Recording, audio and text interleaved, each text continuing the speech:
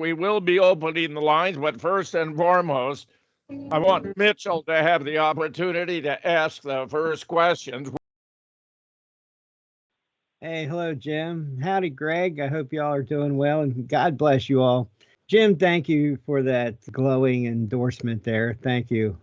Greg, God bless you. And I wanted to ask, are we seeing the extension? It used to be that governments only compartmentalized, their own departments. Are we seeing the compartmentalization of the world through news and information, and everybody is kind of divided and they're never on the same page? Yes, yes. England is divided into 4 TV sections. So they'll broadcast one news item in around Liverpool, which was actually Hitler, documentary on Adolf Hitler living in Stanhope Street, Liverpool from he was in England from February 1912 to May 1913. So from November 1912 to May 1913, Adolf Hitler lived with his half-brother and sister-in-law, Angela Hitler, in Stanhope Street, Liverpool. And they only showed that in that top left corner of England. Left, yeah. And the other 3/4 of England didn't get to see it. Right, because it was known about around Liverpool, but it was not known about in, say, southeast England in Kent.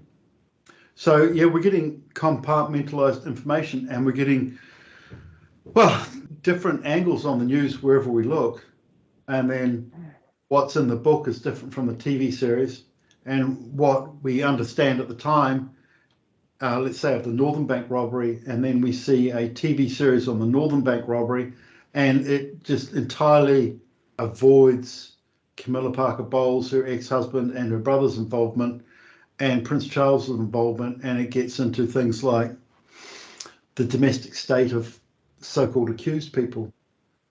Just completely off track. And it's a Jesuit thing to use circumlocution, ambiguity, and never address the point, and never have any clarity on anything. Like, the news you get in the United States of America, the news you get in the UK is completely different. And people in the UK are just waking up to that they're not called England. And the only thing that's called England here is the courts of England and Wales and the English soccer team. Nothing else is called England. So, when you have an Olympic team, is it the North American Olympic team, or is it the USA Olympic team?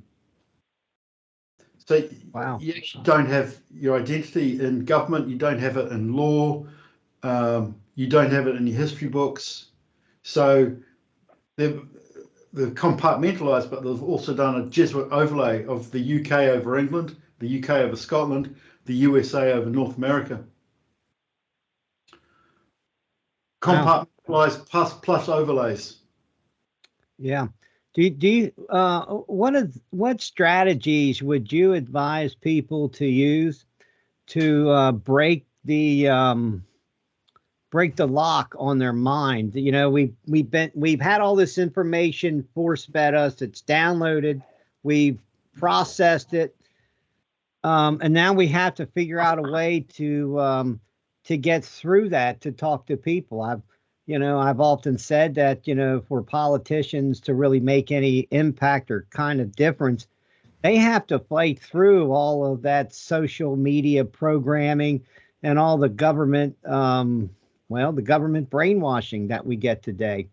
What strategies would you advise for people to enlighten themselves in the conditions we are today?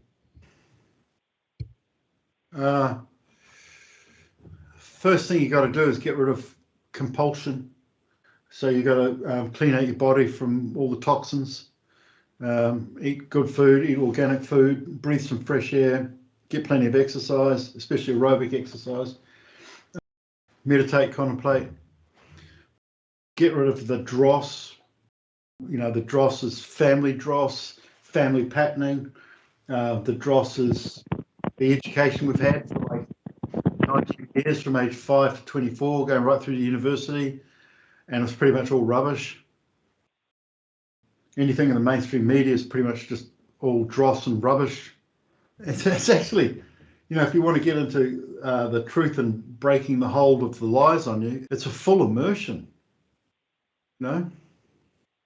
It's really quite difficult. Where we're actually going with this is the fulfillment of prophecies. That's what all of this is about. Prophecies in Shakespeare, prophecies in the Bible, prophecies in the Rosicrucian cosmography, 1618, prophecies elsewhere, and they're there. Prophecies in movies, etc. Like there are a lot of prophecies in The Simpsons TV series and in movies about the true prince will be announced on the 23rd of September 2023. I don't know if you saw that. So I weighed myself on the 23rd of September 2023, and I was 239 pounds, right? So my weight was the date that they were predicting the true prince would arrive, yeah? And then they had, I've got another guy I'm working with who's also got a claim, and he was 23 stone 9 on the day. He's fit, right? So we fulfilled that little prophecy, and the British royal family were really pissed off because we fulfilled the prophecy and they didn't. So they've gone all quiet on it. Now there's a whole lot of prophecies, right? And if you look at the Bible, discounting the religious aspect entirely and discounting all the sing-songs that they have, which were invented in the 1600s, 1700s and 1800s, the whole Bible culture, they are just add-on books. But if you look at what it actually says, it's a series of prophecies in a book hidden inside a religion, right? And the word Bible actually means book, right? So the Bible is a book of prophecies that's been hidden inside a religion, and it's been hidden inside a religion so the religion can keep it at the forefront so that people will read it and see the prophecies. And we've just been fulfilling the prophecies left, right and center.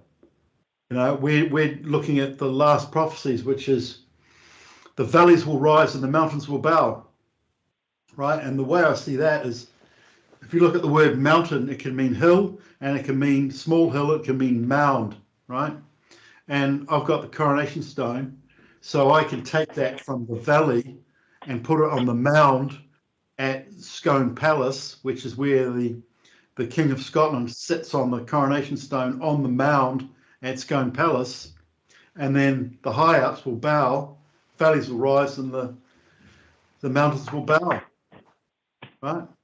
So we've got all these prophecies that are just happening incredibly and frequently and often, and we're down to the last one. So this last one happens in 3 parts, and we're 2/3 of the way through it. The previous prophecy was the sky and the earth shall join. So that was kind of interesting. It's kind of, well, what is that? Rain? But what we had on Guy Fawkes Day, 5th of November 2023, was Aurora Borealis as far south as Norfolk, Suffolk and Sussex, which is the south of England. And that was the Aurora Borealis, is the sky and the earth joining, right? And then I went into Peterborough Cathedral at the end of November, and there were Qigong dancers there, and they were wearing white, tie-dyed down to blue, and they were doing a dance called T&D in the cathedral with all the pews removed. And T&D is the sky meets the earth. So they're actually doing that, fulfilling that prophecy there in front of me.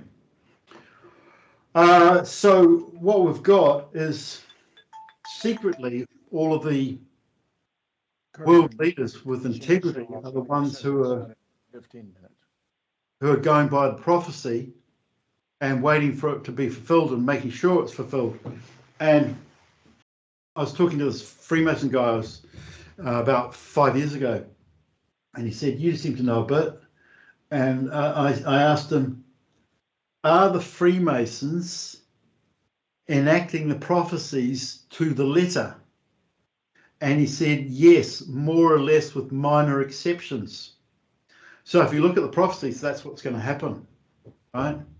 So I've not only looked at the prophecies to see what's going to happen, but I'm actually part of the prophecies and they're happening around me, and we're filming them and we're doing videos on them on kingof.uk. My YouTube channel is kingof.uk, and my books are at kingjohn3rd.uk. So I've got about 25 books there for sale. Yeah, so kingjohn3rd.uk and kingof.uk. So I've actually filmed prophecies at the right time, at the right place, with me in them, and I'm learning about them being fulfilled as I'm doing it, and then I'm showing others high up who have esoteric knowledge, and they're explaining more details. So we're doing, like 3, 4, 5 videos on just Peterborough Cathedral.